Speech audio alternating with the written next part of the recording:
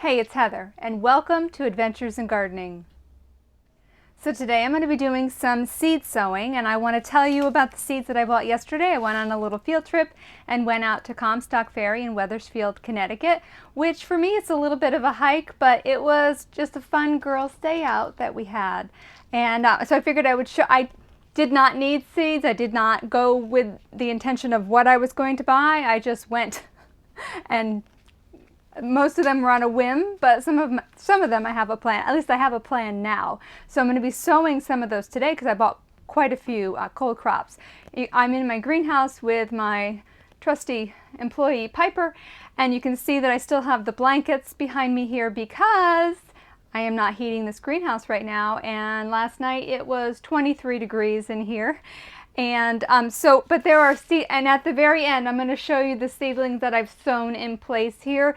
Well, okay, not all of them have been sown in place, but some of them have been sown in place, and others I have transferred them outside if they were cold crops. Okay, I did a seed starting video that you can find up here somewhere. I'll put a link down below as well, of the seed starting basics. And even if you're an old dog, you can learn new tricks. So check out that video. That had the basics, and it's really geared toward people who are growing on a windowsill. I am growing here in the greenhouse. Our nighttime temperatures are still in the 20s. And so I'm in a big cold frame right now. It gets very warm during the day. It is 73 now. That's not very warm, but it was 94 at one point before I opened the doors. So let me show you the, actually I'll show you the ones that I'm not planting today first. And I'll tell you why, okay? And so listen, if you're in Wethersfield, Connecticut, it is definitely worth a trip. It's actually a restaurant now. I visited years ago when the Gettles from Baker Creek had purchased it. They do not own it any longer, but it's a part restaurant, and you can get a great sandwich there, and it's part seed store. So it's just a fun trip, and Wethersfield is a really cool historic town. So we ran a bunch of errands and went to the seed store. And so, all right, so this is the new one that it gets quarter-pound fruits. So this is for a children's garden, and I bought it. I'm going to grow this. Piper! I have little footprints in some of my seed trays. This one is going to be for one of the arbors so that my grandbabies can have something fun. I just marvel of four seasons. Yes, I do save my own seeds. I just didn't have a lot for this year, so I'm like, well, I'm going to get that one. This is a great lettuce for the entire season, hence the name. Say it in French. I say marvel of four seasons. Piper, no.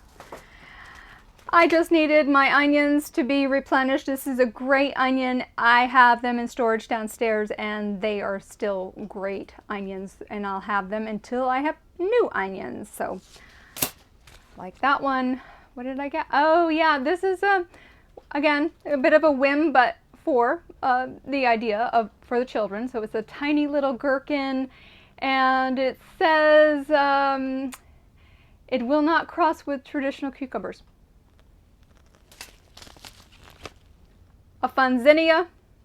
This one stays short, so 2 feet. So that'll be fun. We're actually going to plant these today. These are in the pile to plant today, but I wanted to show you. I got these 3 fun things. Now this plant in particular I saw when we visited the botanical gardens in Pennsylvania. And they had it planted. It was just such a cool looking plant. Now here is, I read the back before I bought it. I knew that I wanted to plant it, and I thought, oh, wouldn't it look cool with these zinnias and this calendula, and I have just the spot. But this one says, caution, this plant is a mild narcotic. Okay, so that means we have to keep it away from the kids. But I am like a vulture when it comes to kids in the garden. Yes, we want them to experience and explore and eat things from the garden, but we also want to watch them very carefully. Okay, that's my little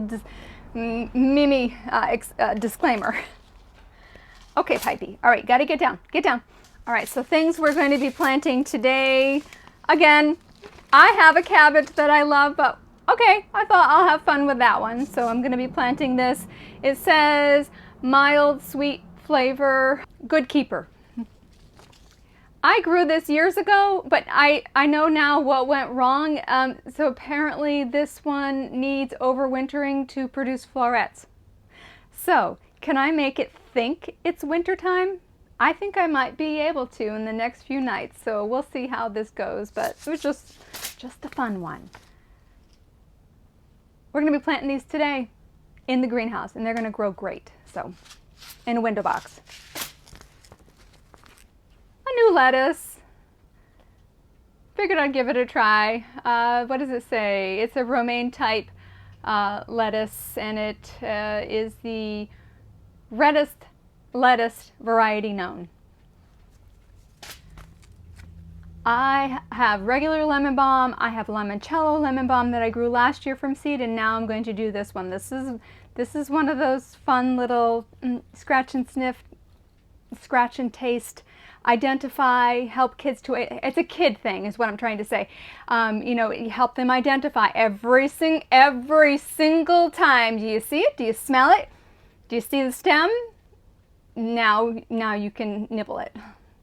So that'll be a fun one to have. And then this time it says very fragrant, used as edging. I love thyme. I love cooking with thyme. I love fresh thyme. So I figured I'd give this one a try.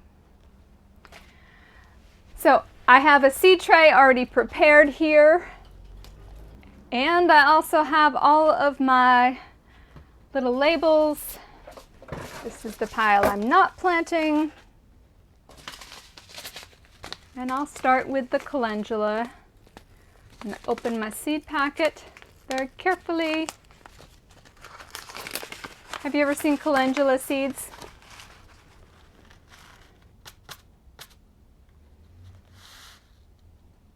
Kind of cool looking. I'm going to go ahead and put 2 seeds in each one, and I can always transplant them later. There's a lot of seeds in there, a lot of seeds.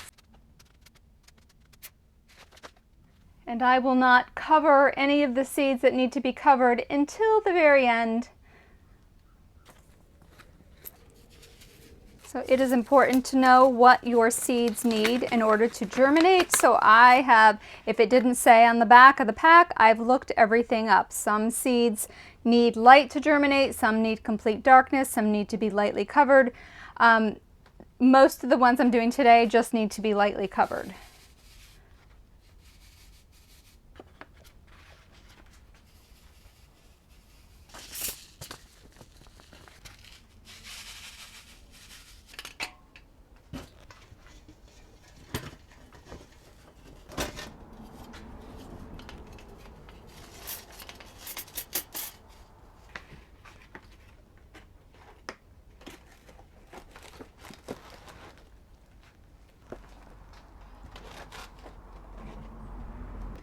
So when it is seed starting season, I will fill bunches of trays and have them already pre-soaked and waiting for me, so that I'm not having to stop what I'm doing each time and prepare a tray. So this is, you know, a couple days sitting here. There's no more water left in the bottom, but it's pretty evenly moist soil.